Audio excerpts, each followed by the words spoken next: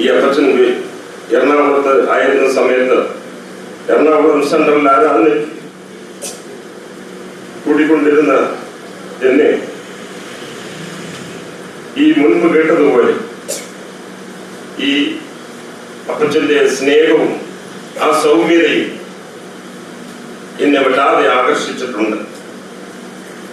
അതുപോലെ ഏത് വിഷയങ്ങൾക്ക് വേണ്ടി താൻ പ്രാർത്ഥിച്ചാലും ആ വിഷയങ്ങൾക്കെല്ലാം ദൈവം ഉത്തരം തന്നിട്ടുമുണ്ട്.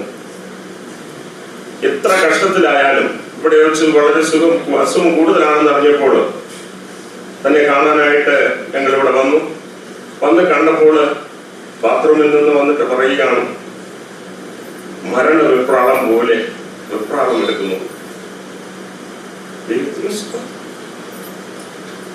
തന്റെ വിശുദ്ധന്മാർ സഹിക്കുന്ന ത്യാഗം ഓർക്കുമ്പോൾ, അവർക്ക് വെച്ചിരിക്കുന്ന തേജസ് ഓർക്കുമ്പോൾ ഇതൊരു നഷ്ടമല്ല, ദൈവത്തിന് സ്തോത്രം. എന്നാൽ കഴിഞ്ഞു പോകുന്ന വിശുദ്ധന്മാർ നമുക്ക് തീരാത്ത നഷ്ടമാണ്. എന്നാൽ സ്വർഗത്തിൽ അധിക ലാഭം.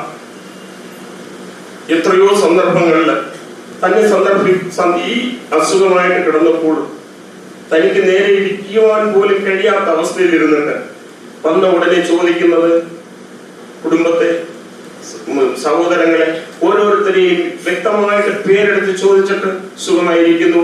അപ്പൊ ഞാൻ ചിന്തിക്കുകയാണ്, തന്റെ അവസ്ഥ ആദ്യം പറയുകയുണ്ടായി. എന്നിട്ട് വന്ന എന്റെയും എന്നോട് കൂടെയുള്ളവരുടെയും കൂടെയുള്ള വിശ്വാസികളുടെയും പേരെടുത്തിട്ട് പറഞ്ഞു ചോദിക്കുകയാണ്, എങ്ങനെ ഇരിക്കുന്നു, അവർ എങ്ങനെ ഇരിക്കുന്നു, ഇവർ എങ്ങനെ ഇരിക്കുന്നു. പ്രിയ വിശുദ്ധന്റെ ആ കരുതല് ഒന്ന് ഓർത്താല് എത്ര നല്ല നന്ദി പറഞ്ഞാലും അത് അധികമല്ല. എന്നെ മാനിക്കുന്നവനെ ഞാനും മാനിക്കും. ദൈവവാക്തത്വം പ്രിയ ദൈവദാസനിൽ കൂടി ദൈവം നിറവേറ്റി. എത്രയോ അത്ഭുതകരമായ പ്രവൃത്തി തന്നിൽ കൂടി ദൈവം ചെയ്തു. എന്നെ വല്ലാതെ ആകർഷിപ്പിച്ചതായ അനേക സന്ദർഭങ്ങളുണ്ട്. ഞാൻ എല്ലാം വിശദമാക്കുന്നില്ല. നമുക്ക് തന്നിരിക്കുന്ന വിശുദ്ധന്മാർ ദൈവത്തിന്റെ മഹാകരുണയും മഹാദയയും ഒന്ന് മാത്രമാണ്. നമുക്ക് ഓരോ സമയങ്ങളിലും ദൈവം നമുക്ക് ദാനമായി തരുന്ന തന്റെ വിശുദ്ധന്മാര്, അവർ വെച്ചു പോകുന്ന മാതൃക പിൻപറ്റുവാൻ ഈ അടിയാനെയും ദൈവം സഹായിക്കണം. കുടുംബമായി വിശുദ്ധന്മാരുടെ ഗണത്തിൽ കാണപ്പെടുവാൻ എവരുടെയും പ്രാർത്ഥനയെ അപേക്ഷിച്ച് സാക്ഷിക്കും. വിശുദ്ധന്മാരുടെയും ദൈവമക്കളുടെയും അനുഗ്രഹിക്കപ്പെട്ട ഈ കൂട്ടത്തിൽ ഈ പ്രിയപ്പെട്ട വിശുദ്ധന്റെ അന്ത്യയാത്രയ്ക്ക് ഭാഗമാകാൻ കർത്താവ് എനിക്ക് ഒരു അവസരം തന്നതോർക്ക് ഞാൻ ദൈവത്തെ നന്ദിയോടെ സ്തുതിക്കുന്നു, സ്തോത്രം ചെയ്യുന്നു. ഞങ്ങൾ കോഴിക്കോട്ട് നിന്ന് രാവിലെ 5 മണിക്ക് പുറപ്പെടുന്ന സമയത്ത് വളരെ വ്യാകുലം ഉണ്ടായിരുന്നു. റോഡുകളൊക്കെ പലതും പ്രതീക്ഷിച്ചിരുന്നു. എന്നാൽ വഴികളിലൊന്നും ഒരു തടസ്സമില്ലാതെ സാധാരണ വരുന്നതിനേക്കാളും വളരെ സുഖമായി റോഡിലൊന്നും വലിയ ട്രാഫിക് ഒന്നുമില്ലാതെ തക്ക സമയത്ത് ഇവിടെ വരുവാൻ തക്കവണ്ണം ദൈവം സഹായിച്ചതോർത്ത് ഞാൻ ദൈവത്തെ നന്ദിയോടെ സ്തുതിക്കുന്നു.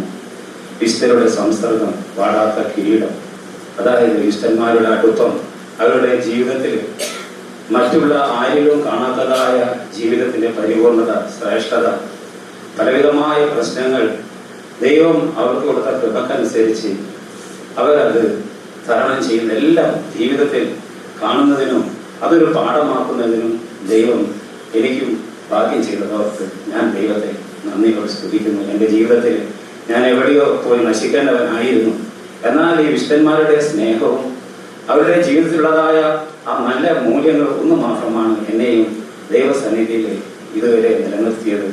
അത് നിന്റെ സൗമ്യത എന്നെ വലിയവനാക്കിയെന്ന് കർത്താവിന്റെ വചനത്തിൽ പറയുന്ന പ്രകാരം തന്നെ അതിന് തക്കതായ ഒരു മാതൃകയാകുന്നു ഈ തുല്യപ്പെട്ട വിശുദ്ധൻ.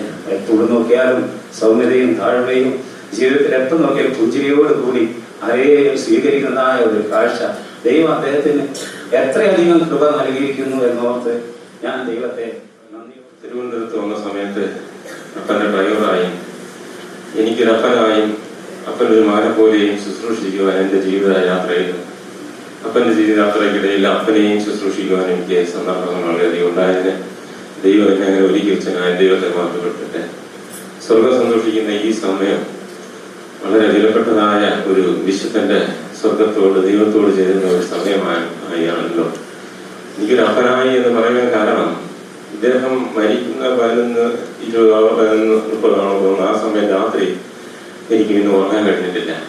ഞാൻ വളരെയധികം നല്ലവണ്ണം ഉറങ്ങാൻ ശ്രമിച്ചിട്ട് എനിക്ക് ഉറങ്ങാൻ കഴിയുന്നില്ല. പാറണ്ട ഉറങ്ങുന്നതിനാണ് ഞാൻ നേരം വെളുത്താലേ അറിയുള്ളൂ.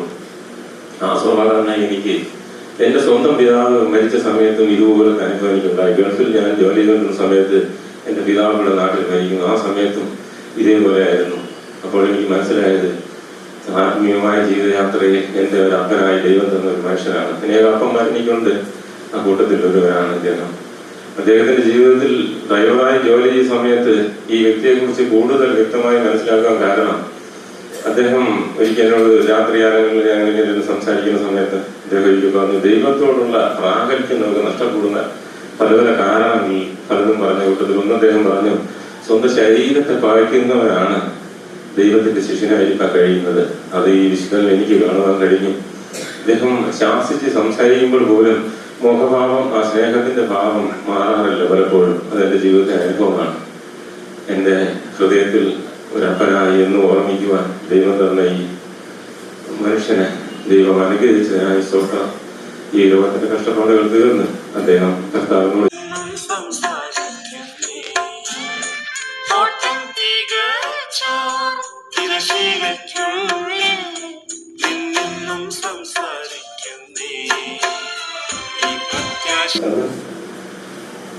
ഈ പ്രിയ പാസ്റ്ററെ 2002 മുതൽ എനിക്ക് നന്നായി അറിയാം. ഏതൊരു ഫെയ്ത്തോമിന്റെ പണികളോ മറ്റേതെങ്കിലും ഒരു പ്രവൃത്തി ചെയ്തെങ്കിൽ ഒരു എഞ്ചിനീയറിംഗ് ഫീൽഡിൽ നിൽപ്പാൻ ഏതൊരു യോഗ്യതയില്ലാത്ത എന്നെ വിളിക്കും. അത് ബലഹീനനെ താങ്ങുന്നൊരു സ്വഭാവം. ഈ തൃശ്ശൂർ സെന്ററിൽ വന്നതിന് ശേഷവും പ്രിയ പാസ്റ്റർ 10 പൈസയ്ക്ക് എന്റെ മൊബൈലിൽ ഇട്ടിട്ടുണ്ട്. ഏത് സമയത്തും വിളിച്ച് മണിക്കൂറുകൾ ചിലപ്പോൾ സംസാരിക്കും. എല്ലാ ഞായറാഴ്ചയും മുടങ്ങാതെ വിളിക്കും.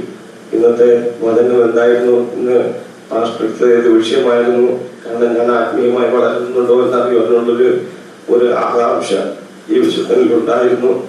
ഇവിടെ വന്നതിന് ശേഷവും ഞാൻ വളരെ ബലഹീന രോഗിയുമായിരുന്ന സമയത്ത് പോലും ഇവിടെ മാരായിക്കലിൽ ഒരു ഫെയ്ത്വം പണിതു, മാളയിൽ ഒരു ഫെയ്ത്വം പണിതു.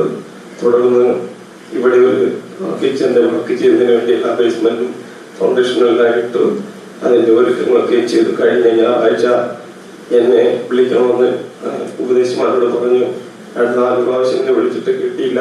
അപ്പോൾ ഞാൻ വിളിച്ചപ്പോൾ എനിക്ക് ഒട്ടും വയ്യെങ്കിലും പറഞ്ഞു, അതിനെ ഇങ്ങനെ എഞ്ചിനീയർ വരുന്നു, ഇവിടെ കട്ടുള്ള വെപ്പൊക്കെയാണ്, എത്രയും വേഗം വരണമെന്ന് പറഞ്ഞു. ഞാനന്ന് ദൈവഹിതപ്രകാരം നിങ്ങളുടെ സ്ഥലത്ത് പാസ്റ്ററോട് അനുവാദം ചോദിച്ചുകൊണ്ട് അങ്ങനെ ഒരു കൂട്ട സഹോദരനുമായി ഇവിടെ വരികയുണ്ടായി. പിറ്റേന്ന് പാസ്റ്ററോട് കുറെ നേരം അടുക്കൽ പോയിരുന്നു, സംസാരിച്ചു. ഞാൻ അപ്പച്ചനോട് ചോദിച്ചു, അപ്പച്ചന് ജീവിതത്തിൽ എന്തെങ്കിലും വിഷമമുണ്ട് അപ്പച്ചാന്ന് ചോദിച്ചു. ഇല്ല, എനിക്ക് ഏതൊരു വിഷമവും ഇല്ല എന്ന് പറഞ്ഞു. ഞാനും ആ കൂടെ വന്ന സഹോദരനുമായി ഒരു സെൻട്രൽ പാസ്റ്ററുടെ അടുക്കൽ ഇരിപ്പാനുള്ള ഒരു യോഗ്യത ഞങ്ങൾക്കില്ല എങ്കിൽ പോലും ഞങ്ങൾ അപ്പച്ചന്റെ മുതുകത്ത് ഇങ്ങനെ തടയിട്ട് സ്തോത്രം ചെയ്ത് കൃപാകൃപായെന്ന് പറഞ്ഞ് ഞങ്ങൾ സ്തോത്രം ചെയ്തിരുന്നിട്ട് ഞങ്ങൾക്ക് ദൈവം തന്ന വെളിപ്പാട് നോത്തവണ്ണം വളരെ ശബ്ദം താഴ്ത്തി 2-3 പാട്ടിന്റെ ഈ അടികൾ ഞങ്ങൾ പാടി സ്തോത്രം ചെയ്ത് അപ്പച്ചനെ ഇങ്ങനെ ഒരാശ്വാസം കൊടുക്കുന്ന മട്ടില് ആയിരുന്നപ്പോൾ അപ്പച്ചനും കരഞ്ഞു, ഞങ്ങളും കരഞ്ഞു. എന്നിട്ട് ഞങ്ങളോട് പറഞ്ഞു, നിങ്ങൾ അവസാനം വരെ നിലനിന്നോളണം എന്ന് പറഞ്ഞു. എന്നാൽ അപ്പച്ചന്റെ രോഗത്തിന് ബഹുമാനപ്പെട്ട ഭാഷയെ കുറിച്ച് 2 വാക്ക് പറയാൻ ഞാൻ താല്പര്യപ്പെടുന്നു. ദൈവത്തിന് അതിലൂടെ സ്തോത്രം ചെയ്യുന്നു. താൻ ഈ സ്ഥലത്തേക്ക് കടന്നു വന്നായ സമയത്ത് തൻ്റെ ശുശ്രൂഷയിൽ എനിക്ക് വളരെ സന്തോഷവും വളരെ സമാധാനവും പകർന്നു തന്നതായ രംഗങ്ങൾ ഞാൻ പലപ്പോഴും ഓർക്കാറുണ്ട്. വളരെ ചുരുക്കമായി പറഞ്ഞാൽ, ദൈവജനത്തോട് ഞാൻ തുലനം ചെയ്തപ്പോൾ പഴയ നിയമത്തിൽ കാണപ്പെട്ടതായ എസ്രാ ശാസ്ത്രിയെ പോലെ ഒരു ശാസ്ത്രിയായി തന്നെ എനിക്ക് അനുഭവപ്പെടുവാനിടയായി തീർന്നു. പഴയ നിയമത്തിലെ എസ്രാ ശാസ്ത്രി ആലയം അലങ്കരിക്കുന്നതിൽ തൽപരനായിരുന്നത് പോലെ ദൈവസഭയെ ശുദ്ധീകരണത്തിലേക്കും ഉണർവിലേക്കും നടത്തുന്നതിന് ബഹുമാനപ്പെട്ട പാസ്റ്റർ വളരെ തീഷ്ണത കാണിച്ചതായിട്ട് എനിക്ക് മനസ്സിലാക്കുവാൻ സാധിച്ചു. നേരത്തെ ഒരു സഹോദരൻ പറഞ്ഞതുപോലെ സമയം എത്ര തന്നെ പോയിരുന്നാലും എല്ലാ പ്രിയപ്പെട്ടവരെയും പരിശുദ്ധാത്മാവിനാൽ നിറയപ്പെട്ടതായ എല്ലാ പ്രിയപ്പെട്ടവരും പരിശുദ്ധാത്മാവിനാൽ ശക്തിപ്പെട്ട് ഒരു വലിയ അനുഗ്രഹം പ്രാപിക്കുന്നത്, അല്ലെങ്കിൽ ആത്മീയ ഭാഷയിൽ പറഞ്ഞാൽ വീഞ്ഞു കുടിച്ച് മത്തരാകുന്നത് പോലെയുള്ള അനുഭവത്തിൽ ആക്കി തീർക്കാതെ തന്റെ ശുശ്രൂഷ എന്റെ കാണുവാനും കണ്ടതാണ് കൊണ്ട് എന്റെ പേര് വിളിച്ച് പ്രാർത്ഥിക്കും, എന്റെ പേര് കൊടുത്തിരിക്കുകയാണ്. ദൈവം അതിന് കേട്ട് സഹായിച്ചു. എനിക്ക് വളരെ രോഗത്താലും മരണത്താലും അതിനൊക്കെ എന്റെ കർത്താവ് വിടുവിച്ചു. എന്റെ വിശുദ്ധന്മാര് വിലങ്ങിന് വരുന്ന ആരുണ്ടോ അപ്പോൾ തന്നെ ഞാൻ അനുസരിച്ചു. അങ്ങനെ എല്ലാവരും എനിക്ക് വേണ്ടി പ്രാർത്ഥിച്ചുകൊണ്ടിരിക്കുകയാണ്. ഞാൻ അത് മാത്രം നോക്കിക്കൊണ്ടിരിക്കുകയാണ്. എന്നാൽ അപ്പത്തിനോട് വന്നപ്പോൾ ഞാൻ അടുത്ത് ചെന്നു. ഞാൻ കുറച്ചേക്ക് ചോദിച്ചു, ശരീരത്തിന് യാതൊരു സൗഖ്യമില്ല. ഇപ്പൊ ഞാൻ മാസികത്തിൽ വന്നപ്പോൾ തന്നെ അടുത്ത് ചെന്നു. ആദ്യം അടുത്ത് ചെന്നു. എനിക്ക് വേണ്ടി പ്രാർത്ഥിച്ചു. എന്റെ കൈ എങ്ങനെ പ്രത്യേകം അനുഭവിച്ചത്. സ്വർഗത്തിലെത്തി. ഞാൻ മരിച്ചു പോയാലും എന്റെ സ്വർഗത്തിലെത്തി. അപ്പൊ ഞാൻ ഓർത്ത് പ്രാർത്ഥിക്കും. ഞാൻ എപ്പോഴും ഓർക്കും. അത് മാത്രമേ ഉള്ളൂ. എനിക്ക് എന്നെ വിളിക്കുന്ന പത്രക്കാരും എനിക്ക് ഇഷ്ടപ്പെട്ട അറിയുമെന്ന് അറിയാമെന്ന് എനിക്ക് തോന്നുന്നു. എന്നാൽ എനിക്കിപ്പോൾ കണ്ണുനീട്ടലെ കാലചക്രമുണ്ട്. എന്നാൽ അതിനൊക്കെ എന്റെ കർത്താവ് ദൈവങ്ങളുടെ പ്രാർത്ഥന, കൂട്ടുകാരുടെ പ്രാർത്ഥന എല്ലാം ഇവിടെ വരികയും നാശയോഗത്തിന് കഴിവുണ്ട് ആരെയും ഞാൻ കൊണ്ടുവന്നാൽ ഇവിടെ വരും. അപ്പം തന്നെ ഞാൻ അപ്പത്തിൻ്റെ അടുക്കൽ കഴിയും ചെല്ലും. ഇപ്പോഴും കഴിഞ്ഞതിന് മുമ്പത്തെ മനസ്സിയോഗത്തിന് ഞാൻ വന്നു. കൈ കാലഘട്ടം കാണിച്ചു. കാലം എങ്ങനെ വരുന്നു എന്ന് ചോദിച്ചു. എന്റെ കാലെല്ലാം 2-10 രൂപയിലും അത്ര വിഷമത്താൽ ഇപ്പോഴും ഇരിക്കുവാണ്. ദൈവങ്ങളെ എനിക്ക് വേണ്ടി പ്രാർത്ഥിക്കണം. നിങ്ങളല്ലാതെ എനിക്ക് സ്വർഗത്തിനപ്പത്തിന് അല്ലാതെ ആരുമില്ല. നിങ്ങൾ എല്ലാവരും എന്റെ ദൈവങ്ങളാണ്. എല്ലാം അങ്ങനെ പ്രാർത്ഥിക്കണം. നിങ്ങൾക്ക് എന്തെങ്കിലും ഇടണം.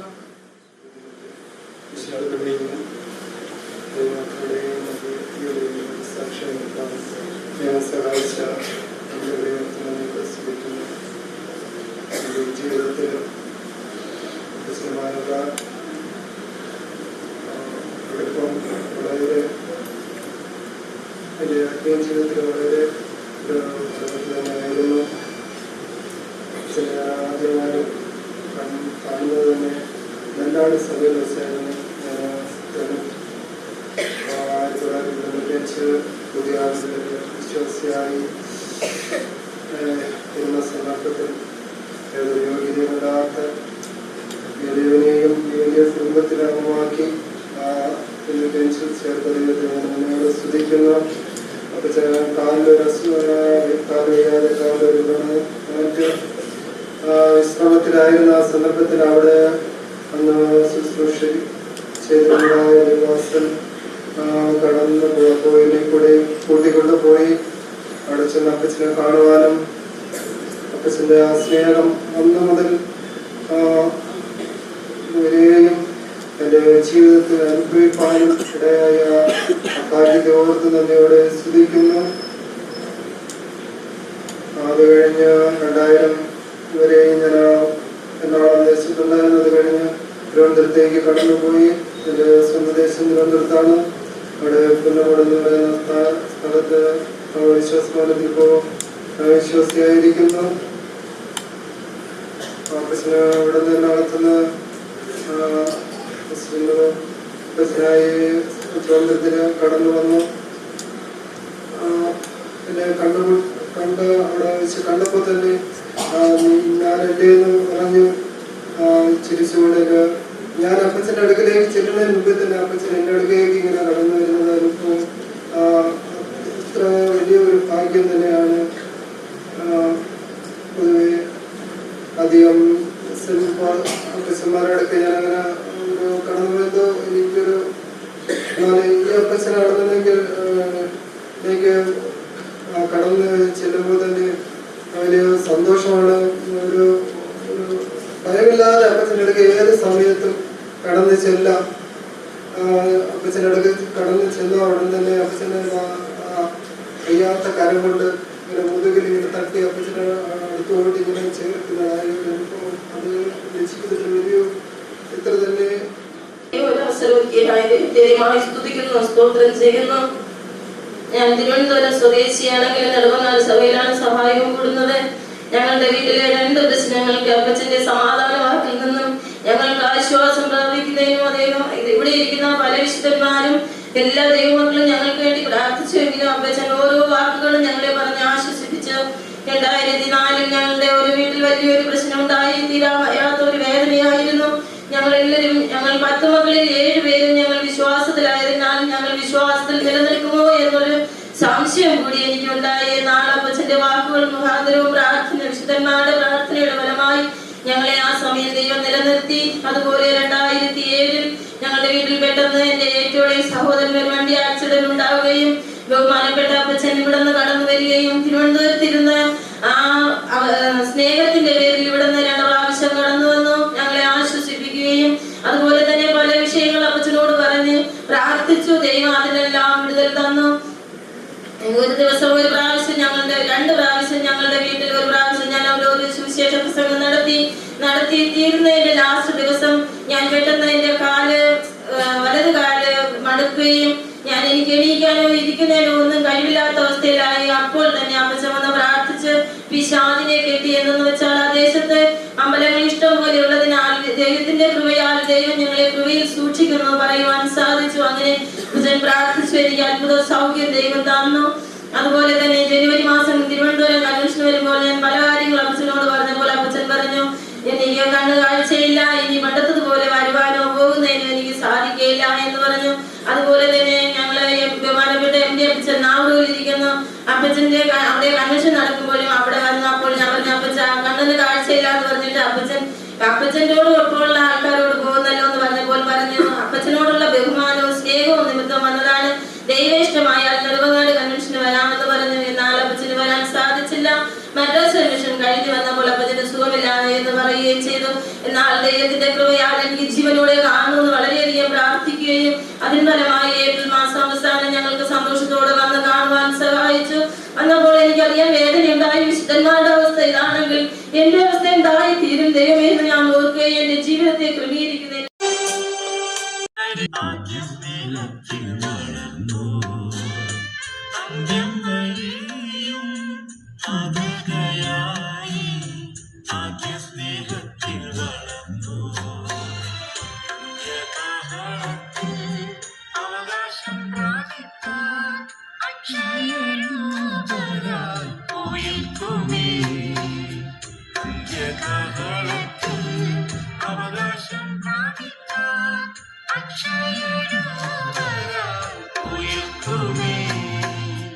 ആശ്വാസപ്രദനേ നിൻമുഖം കാണാൻ എന്നുള്ളം വാഞ്ചിക്കുന്നേ. എന്നാശയെന്നു തീരുമോ? ആശ്വാസപ്രദനേ നിൻമുഖം കാണാൻ എന്നുള്ളം വാഞ്ചിക്കുന്നേ. എന്നാശയെന്നു തീരുമോ?